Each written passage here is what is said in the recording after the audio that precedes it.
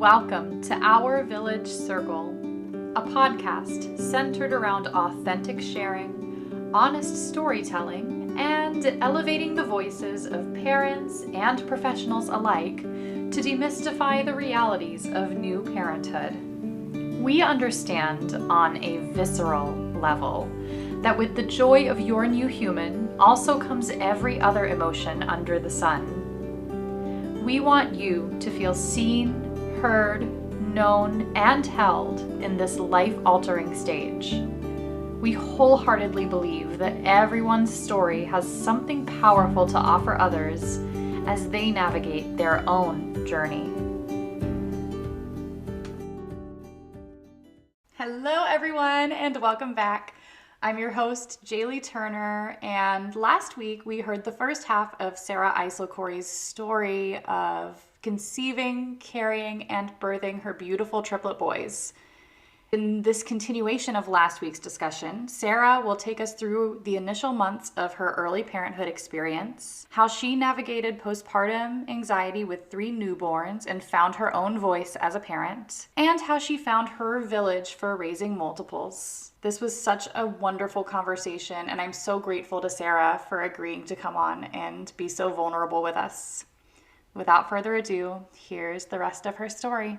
After I got to meet the boys for the first time, I got to hold Toby the first day. I had to wait on Luke and Leo. I did get to go back, and the doctors were like, "What? You haven't eaten anything? Like, we need to order her some food." And I got amazing care on the floor, the bed rest floor, which was a perk of having been on bed rest, is that you get to go back and have your care done by them. If I had just made it at home and gone to the hospital for my delivery, I would have had to go to a postpartum floor. I've heard nightmares about the experience of a postpartum floor, especially from triplet moms, because if you make it that far that you go into labor, you're going home with your babies pretty fast. If you have 36 weekers, the likelihood of them needing like the NICU stays more than a week is very low. If I see these girls having their 36 and a half week babies, they're like 6 pounds, 5 pounds. They're ready to go. And then all of a sudden you have to take 3 babies home instantly. So my kids were in the NICU for 28 days, 36 days, and 37 days. And it was not easy, but I have always been grateful for that time because I had time to recover. I had time to get my sense of the gravity and size and shape of my body again and get my balance back. It was not an easy recovery surgically for me. It was very painful for a long time, but they were in the NICU and I would come visit every day. And yeah, it was a really positive experience being in the NICU. And I'm still friends with a lot of those nurses too, because you hang out all day with your kids. And these are the women who, when you go home in the middle of the night, you call 6 times and they answer the phone and they say, "Hi, Sarah. Leo is doing great. He is so cute. He ate almost all his Phoebe. He was being a little stubborn." And you can tell that they really love the kids. That's great. Yeah. It wasn't easy, but it was, compared to what I know it could have been, it was just fine. Yeah. So what was that time like while you were balancing at home recovering, going to see your babies at the hospital, and trying to get ready to have 3 babies at home? Because they didn't all come home together, did they? No. Yeah, it was, what was it? How would I describe that? It was, leaving was hard. Like leaving the hospital and leaving my babies behind. Like that day when I had to walk out of the NICU, that was the worst day of my life. It was so awful to get in the car. I cried for, I can't even tell you how long. And I know that they were in the best hands, but it's just never what you predict. It's like leaving your heart behind. So like you leave your heart in the building and then you have to go outside and leave them alone in their beds. And the truth is they're not alone. There's nurses in there all the time. There are the professional cuddlers, volunteers who come in and rock them and sing to them. And I always thought I'd be jealous of that. And I was not at all. I was thrilled when I would go in and see someone's grandma holding my kids, singing them lullabies. I was like, this is the greatest thing ever. It was so comforting. But yeah, it was not easy. And it wasn't easy to get there every day, especially for the first 2 weeks, you can't drive. My mom was in the hospital. My dad was working. My husband was working because we were trying to save his paternity leave for when the kids actually came home. He only got 10 days off for triplets, which is like an entirely separate conversation we could have about the prioritization of parenting in America. But yeah, I had great friends who gave me rides because, again, it was an hour-long drive to get there. The best thing you can do if you have a friend who has babies in the NICU is to give them gas and food gift cards. Like, they do not need a candle. They do not need body wash or lotion. Every gift is sweet, of course, but it gets expensive to stay all day. We would go in and, let's say, the feeding schedule started at 9. So Leo ate from 9 to 9:30. That was his window. Then Luke would eat 9:30 to 10, and Toby would be 10 to 10:30. Oh, wow. Because typically they tried to keep one nurse with a family just to limit exposure to people. So I would go in, and you have to go in, you have to do this whole lengthy hand washing process. And then I would go in and I would try to breastfeed. And it never worked out for us. The reason they were in the NICU for as long as they were was because they just never figured out how to eat. So they had feeding tubes, and then I would try to get them to latch. It maybe happened 3 times total, but we would try, and we'd give it 6-7 minutes, but they were so small, like 3 pounds, 6 ounces. And Leo went down under 3 pounds for the first week. So you're thinking a 2-pound baby, it's really hard for them to have enough muscle strength to latch onto a nipple and try sucking. By the time they latch, that's all the energy they've got until they sleep for another couple of hours. So we would try, and then they would push a feed through a tube. I would try to hold and rock and sing to them while they were doing that, and then put them down and go to the next baby. So an hour and a half of the feed time goes by. And then I have to go get my pumping supplies out of the cabinet. And then you could pump bedside, or you could go to a private room if you wanted to get some sunshine.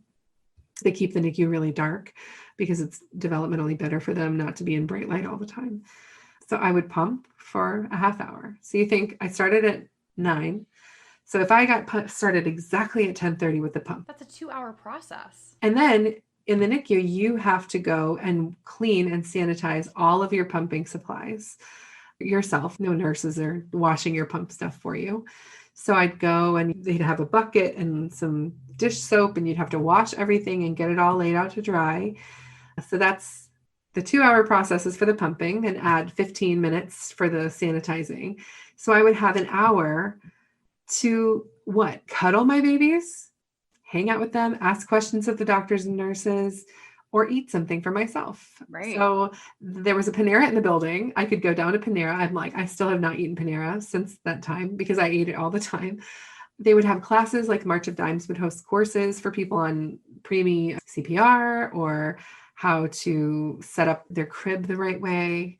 They also did cute things like scrapbooking sessions where you could go and the nurses would give you like prints of their handprints and their footprints and pictures of them and different milestones in the NICU. And you could do that. But I had an hour, and then I had to be back sanitized and ready to feed the baby. So it was exhausting. I would try to go from 9 to 5. If I could get a ride there, then my husband could bring me home after work.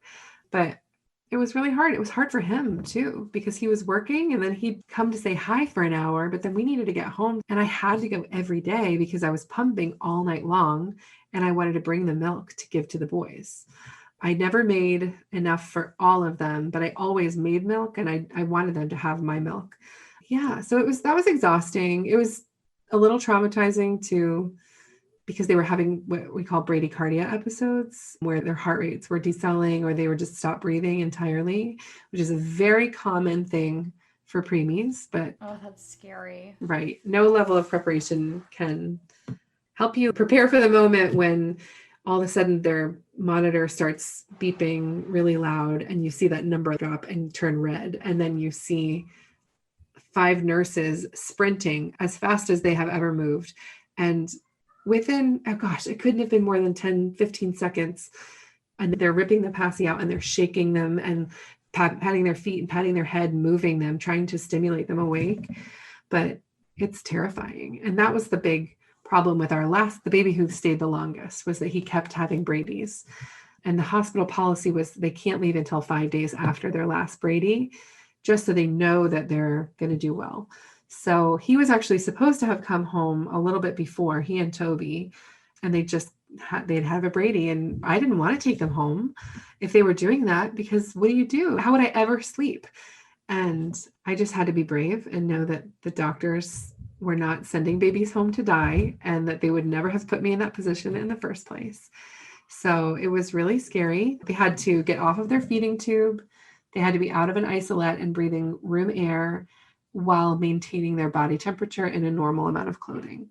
And then they had to pass a car seat test, which I don't know if singleton full-term babies, do they have to do the car seat test? They wouldn't even help us with how to use our car seat at the hospital where my kid was born. Yeah. We asked them to help us with the car seat, and they said, that's not really my job. Like, I don't, yeah. And so we just winged it. And a nurse that was a mom was like, as a human being, like, you're like, but we're all human beings. Yeah, just bring the chest clip up a little higher. Oh my gosh. Even in having these conversations, don't you feel like, maybe I'm totally off base here, don't you feel like those parts of the experience should be part of the medical training that goes in? And maybe it is. I'm not blaming. Like I've said, I had great nurses, amazing doctors, but the parts where they failed me had a lasting impact on me. Like that moment of that nurse saying, that's not my job to help you. You're never going to forget that, because it's like a slap in the face. Mm-hmm. It's not that's the most important part of their job or what they went to school for, but the people component of it. It's a people job. You're in a job where you're caring for people. Like, it's not like you're the first person that day, that hour, to leave the floor in a car seat. And everybody has a first baby or first 3 babies. Yeah. You have to learn. It's just mind blowing. Yeah. So in the NICU, they have to pass a car seat test where they don't have any decelerations. So they have all their monitors on for an hour and a half, maybe 90 minutes. Sounds right. I think it's different everywhere. Our hospital didn't allow parents to stay, but there are hospitals where they have rooms where if you're in babies in the NICU, you can stay with them. Yeah. There was no policy of kicking us out, but there was nowhere for us to sleep. So we did end up leaving, but there are different levels of involvement and parent training. There probably were March of Dimes classes about how to use a car seat as well, but our nurses were really helpful. They don't want to send you home until you're ready. So what did that look like once you had all 3 of them home? It was amazing. I cried the whole ride home. When Leo finally got to leave, I was like, they're going to call and they're going to take him back. They're going to call and realize that they misread something. I was like, obviously, now I can look back and be like, here comes the postpartum anxiety, Sarah. Right. It is that feeling of waiting for the other shoe to drop. That became like the theme of the next year of my life. But in the moment, I was convinced that they were going to be like, turn around, like, come back. Don't answer the phone. Just keep driving. It was so hard. It was so hard, but it was great. It didn't matter what we read. We were not ready, because we were ready with the stuff. Like, we had the bottles and we had the boppies and am I allowed to say rock and plays? We had the rock and plays. Don't tell anyone. I know, it's like, that's the secret. Hot black market item now on Facebook Marketplace. On Facebook, yeah, don't tell, but I'm here to tell you, lifesaver. So we tried to get them all at the same time feed. It didn't really matter that we kept Luke first and Leo second, or however it had been. It was really hard to feed 3 at a time. So we tried to feed 2 and then the third. So basically it was like at midnight, I would wake one of them up. If they had been stirring a lot, I'd try to start with whoever that was. I would have to go downstairs and like heat up whatever they were drinking. I tried to keep them on a rotation of formula and milk while I still was producing enough for what they were eating. So I would have like rows in the fridge set up. I would have a row of the Luke bottles, the Leo bottles, and the Toby bottles. And I tried to have 4 prepared bottles per baby at a time, just because I didn't know what was going to happen next. And they were all, They were all in a different type of bottle. Luke would only take Dr. Brown's, and Leah would only take the NICU nipples, which are like different. And then Toby for a while would only take Avent. I don't know how you say that. Not sponsored. None of this is sponsored, but I'll take it. I spent enough money. Yeah. So I would get all that ready. I'd heat up the water. I'd put the little bottles in the hot water, bring it upstairs, usually like with a baby in one arm. And I stayed up all night. And then my in-laws were living with us for the first couple of months. So they would take the like 6-ish, 7-ish feed, and I would sleep. That's when I would sleep from 6 a.m. to 9 a.m. That was my sleep window. But basically, because if we finished the feed by 1:30, because it took a long time to get them to eat, because we were still teaching them how to suck well until the 3rd or 4th or 5th month of their life, it took to get them to actually like latch onto a bottle nipple and eat. And it was a big part of my postpartum anxiety, which is something we can talk about later. I still have a lot of anxiety about how much my kids eat and getting them to finish a bottle, which is directly related to their sleep, because my kids wouldn't, and then they wouldn't sleep because they were hungry, but they wouldn't eat. And then I wouldn't sleep. And that just, that's such a common thing. And I struggle with that too, dealing with the feeding relationship to sleep. Yeah. The timing of it, even now, like he's a toddler and he'll only eat a few bites for dinner. And then I'm like, oh, but he's not going to sleep tonight, right? You know? Yeah. And you get mad. You're like, I was like mad at this 4-pound baby. I'm like, what would you eat? Oh, don't you so tired I am? Like, you're tired, man. I can remember that. Oh my God, I forgot about this. The first night that they were home, like they were up all night screaming. And I remember thinking, those nurses lied to me. They lied to me and told me that my babies were good sleepers, and they are liars. I'm going to call the hospital. And what the hell? So like irrational, because I was so tired, because I was pumping so much. And then I get upstairs, I'd lay down in a chair in their room, and I'd sleep for 30 minutes. And then the next baby would wake up. And then I would start all over. And I would sleep 10 minutes, 20 minutes here and there. But they're preemies. We couldn't have people over to help because it was flu season. So I wasn't like calling my friends to say, hey, I really need like another set of hands so this feeding goes faster. So then what did your support look like during that time? My in-laws were with us and they helped as they could. They're older and I couldn't expect them to stay up all night long. So they would grab a feed in the morning for me and they'd tag team that. And then like one of them would help at one feed, one of them would help. You can't ask someone in their 70s to be on beck and call all the time. My husband was working with those 10 days of paternity leave. He ended up taking 10 Fridays off in a row. So we had 3-day weekends.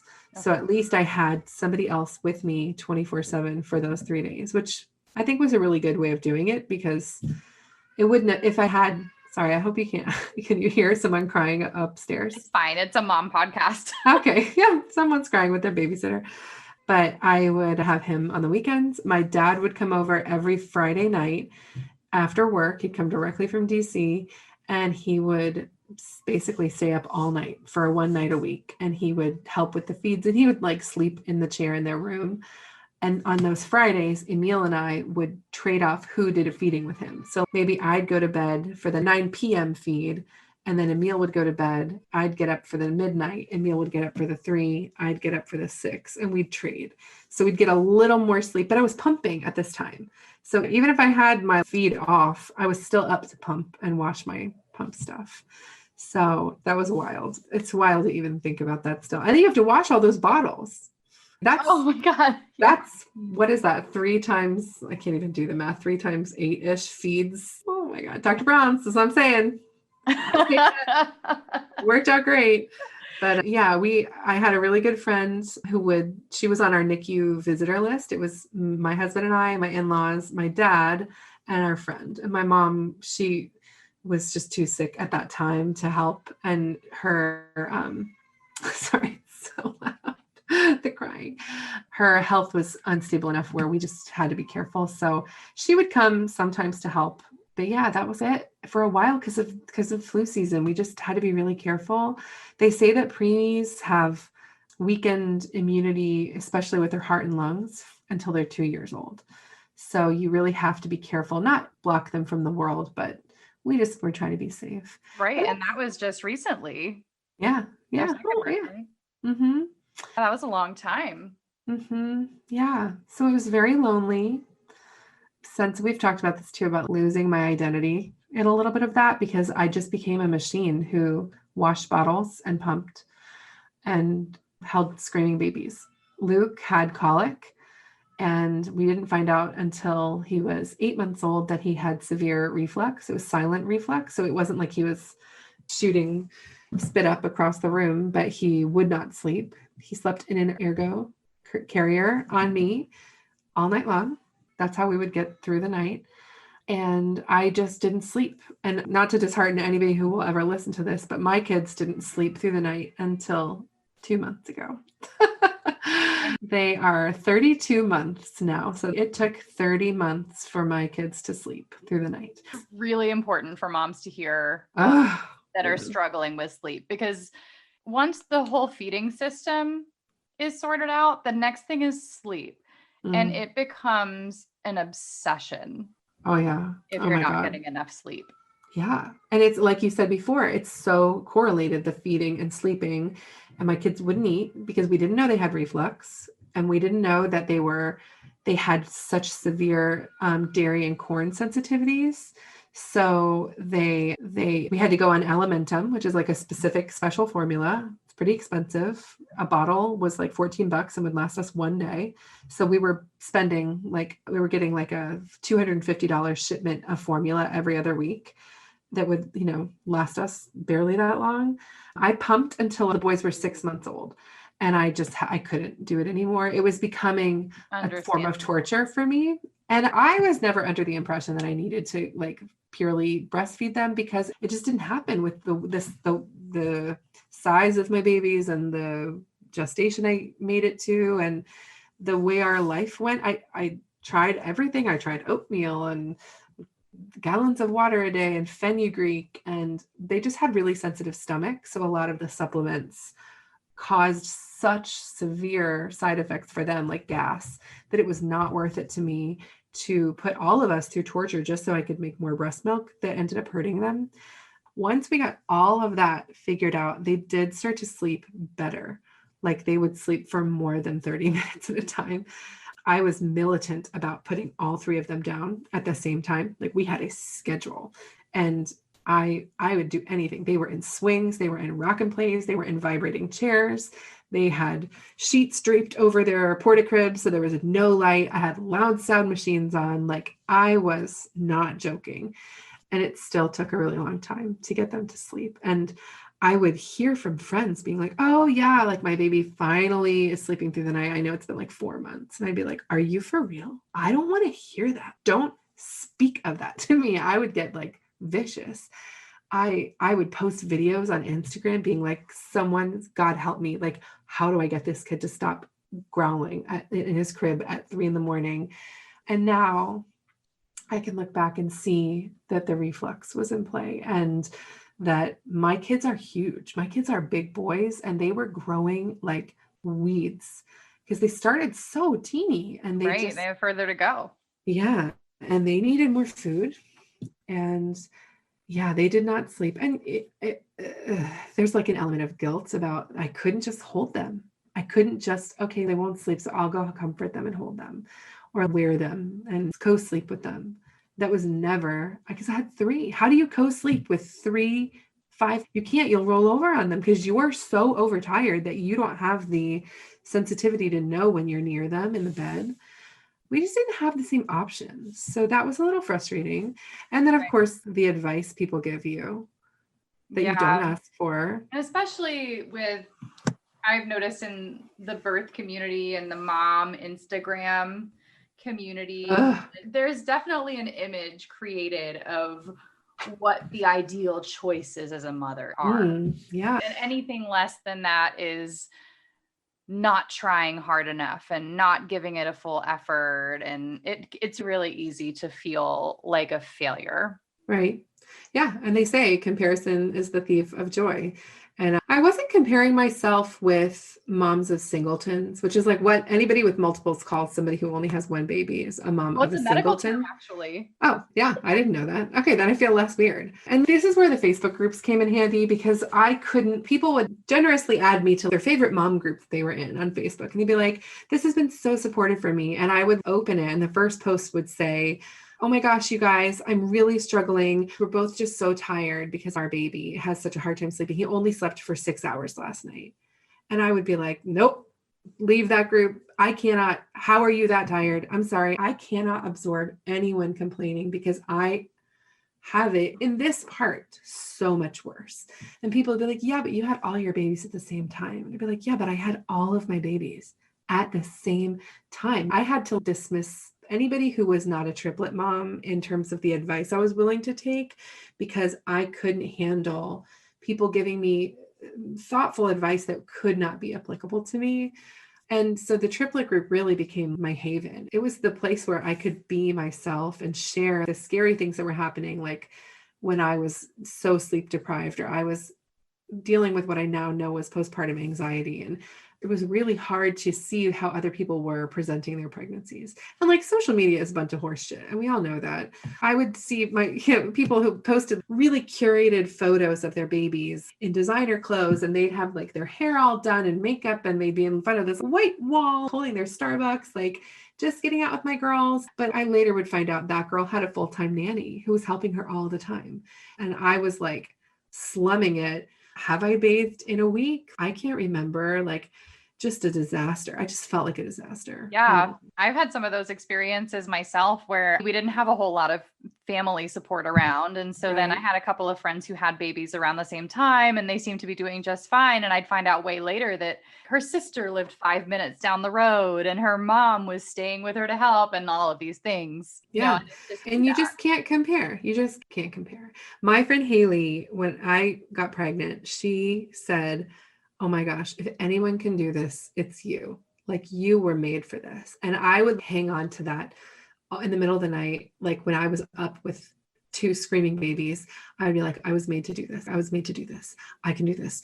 If anyone was made to do this, it was me. I can do it. I would just hang on to those words because I felt really desperate. And it got to the point where I remember I don't even know how I got in there, but at 2 a.m, I was in the powder room, like the half bath, sitting on the floor in the dark, sobbing because I was like at the end of my rope. I hadn't slept in months. Like I hadn't had any restorative sleep in that amount of time.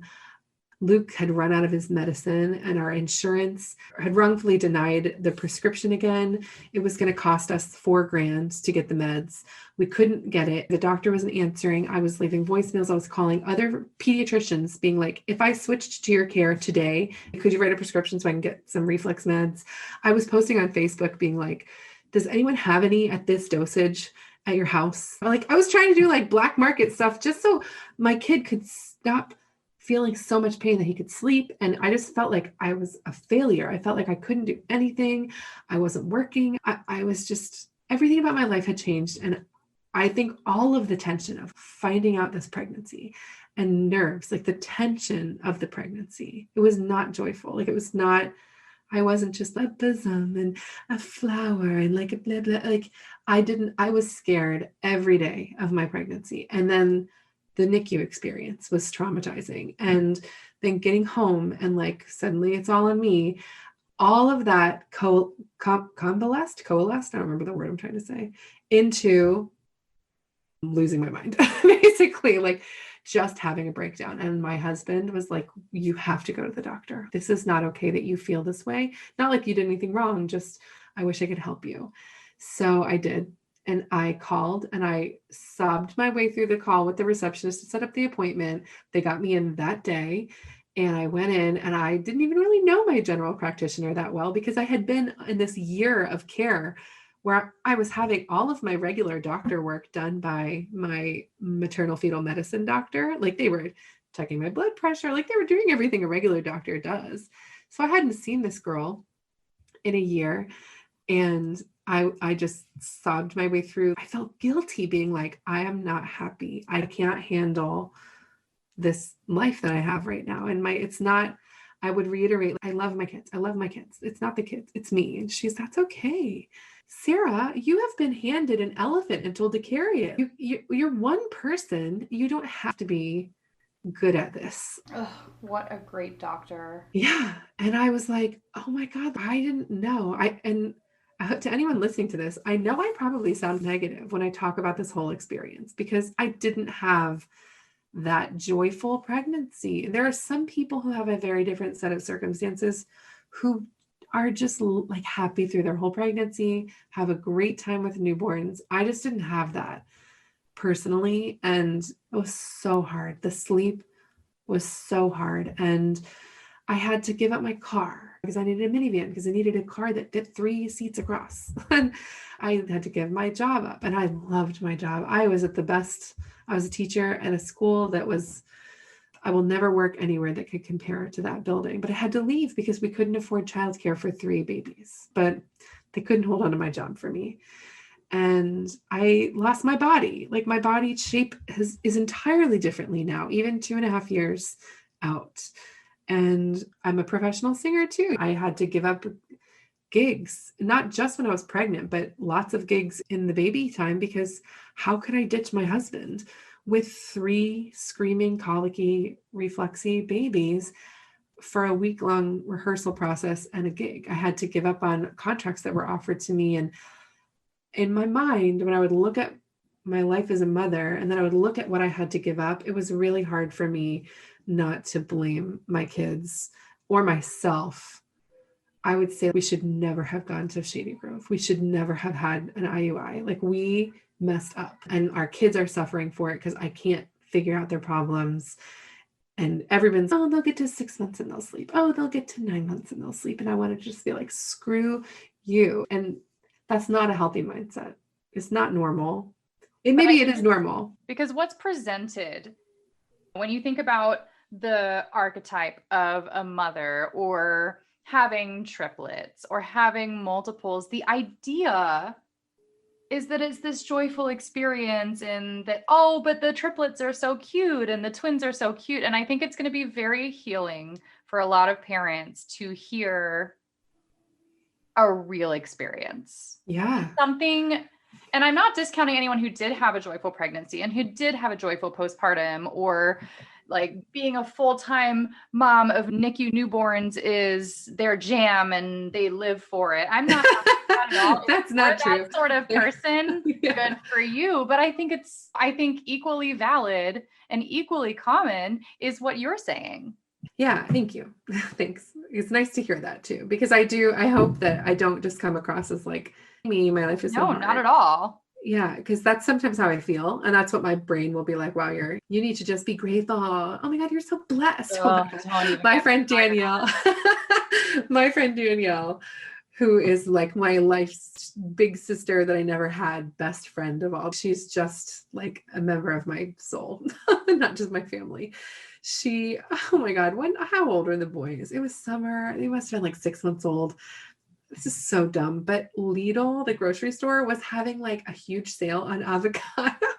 And I was like, I really want some guacamole. And they have giant avocados for 25 cents. And I just want to go somewhere. And we went to the doctor every damn day for the helmets and the reflux and the preemie-ish and the torticollis. There's so many other things I could get into of that first 6 months, but we never went anywhere fun, like the grocery store, living it up.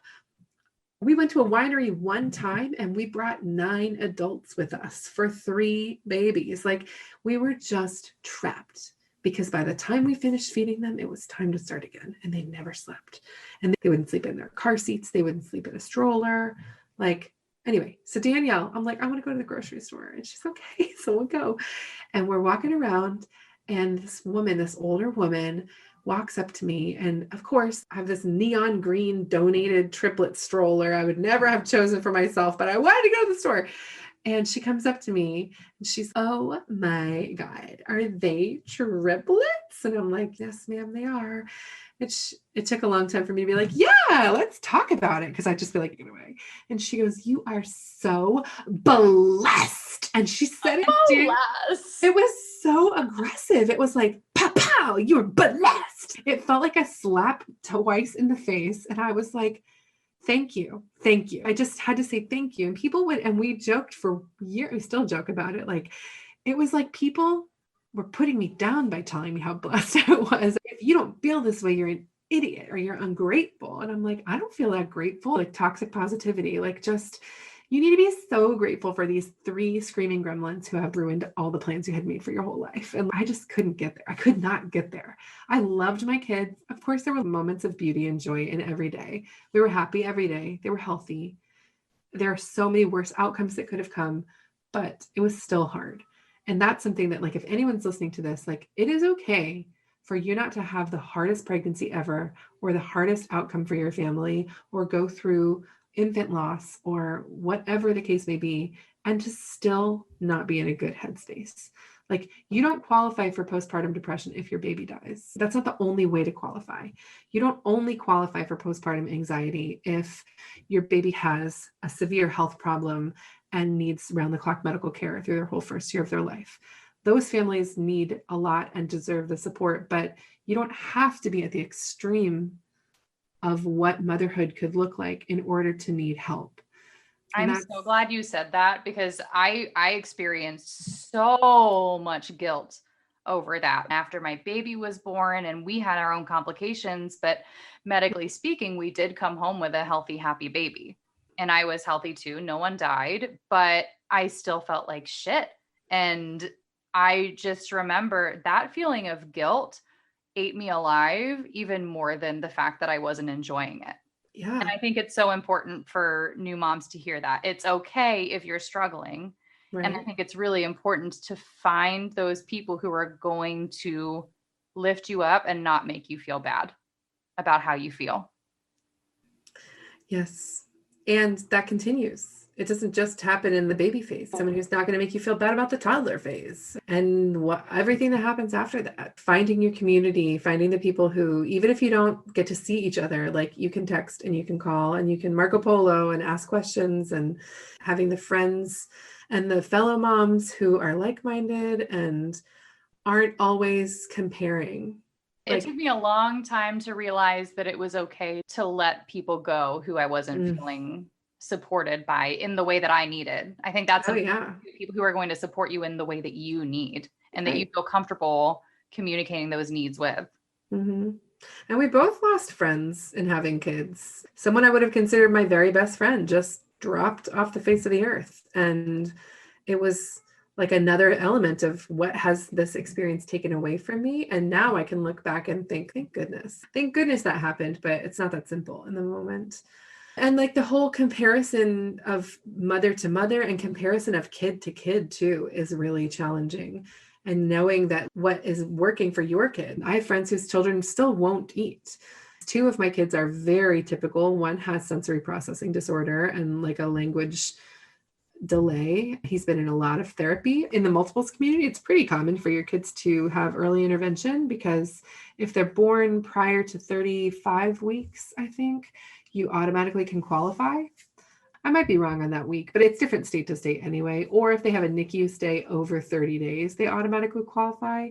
So we had a lot of physical therapy, occupational therapy, speech therapy, music therapy, just to catch them up from the preemie problems. But there are other people who never needed any of it. Their kids were born and they were just typical. And it can be really hard not to compare there. It can be really hard not to compare whether or not you stay home with your kids, or if you had to go right back to work immediately, if your kids are in daycare, if your kids have an au pair, if your kids have a babysitter, if your kids have grandparents taking care of them full time, if your kids are learning 2 languages, and that's never going to stop. And social media can destroy you if you care about that sort of stuff. Mm-hmm. And I tried really hard with my Instagram account to be very transparent. Yeah. And I appreciate that. Thanks. It was really important, because I saw when I was pregnant how dishonest people were about their experiences. They would post something on Instagram and they would make a lot of money off of a post, and then they would post the opposite in a Facebook group. And I'd see how the people who in one app were showing how successful and easy everything was going. And if you didn't have the lens of seeing them in this other group where they were desperate for help, you would know that it's all just for show. Yeah. I remember a friend of mine had a baby very shortly after I had my kid. And I think she had a shorter maternity leave than what she wanted. And she just said, these past 8 weeks have been the most fulfilling time of my entire life. And by then my kid was like 12 weeks old. And I was like, I don't feel that way at all. Yeah. And I really beat myself up for that. And that whole friendship really ate at my self-esteem because this friend was having a totally different experience. Yeah. And it is true. We do compare ourselves and we do get down on ourselves if we're not enjoying it. And because what's the first thing everyone tells you when you have a new baby? They say, enjoy every second. And the reality is it's just not that way 100% of the time. And it's not sustainable. And I wonder, every person's different.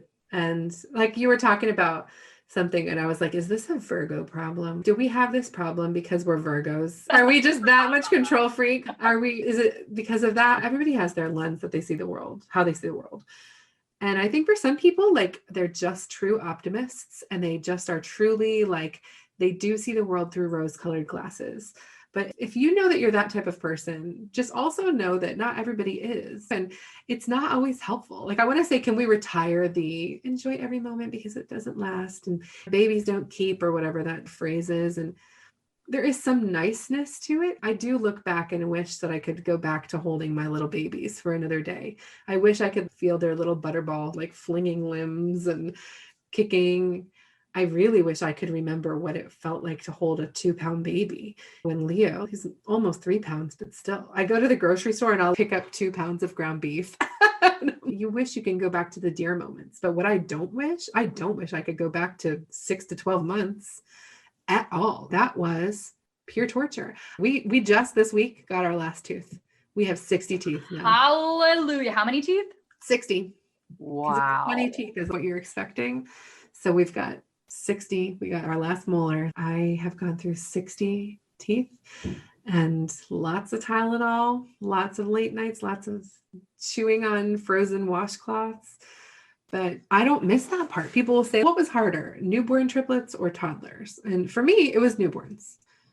Yeah. I love toddlers. Yeah. Same thing. Mm-hmm. I'll take a toddler any day. Mm-hmm. Toddlers are awesome. But for me, for my personality type, like a 2-year-old back talking me and slapping his brother and laughing and running away and pretending to be a race car, he's just a kid.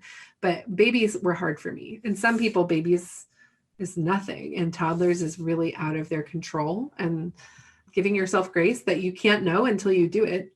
You can't know. That took a long time for me to feel like I had a handle on what my kid needed. It's probably just true of everybody. It was just harder for me because I had to do it with 3 different kids. Yeah. And you got a crash course in parenting right out the bat. Yeah. And I'm grateful for that because it's made me a much more relaxed parent with all the other stuff. I feel like we had to let go of the control of a lot more stuff much faster because you cannot worry about 3 babies worth of all of this stuff. I just had to let it go. There was no time to share the burden with somebody else. I had more than enough on my plate. I didn't have time to overthink anything. It is a crash course in parenting when you have more than one kid. And then you deal with the comments that people make in general, either about parenting or about multiples. And I think about this a lot now when I see people with babies. What would be a good thing to say to someone with multiples? Oh my gosh, you are so blessed. I'm just kidding. But really, what would you love to hear from someone? They're beautiful and you're doing a great job. Yeah. That's all. I don't want to know about all of your family members who have twins. That's one. Can I tell you what I don't want to hear? That's such a negative way of putting it. But the things that people say are like, oh my gosh, that must be so hard. Yeah, but it's also good. But it's also easy sometimes too. First thing people will be like, oh my God, did you have a C-section? Right. There's just so many assumptions. Yes. Or like, did you breastfeed? And I'm like,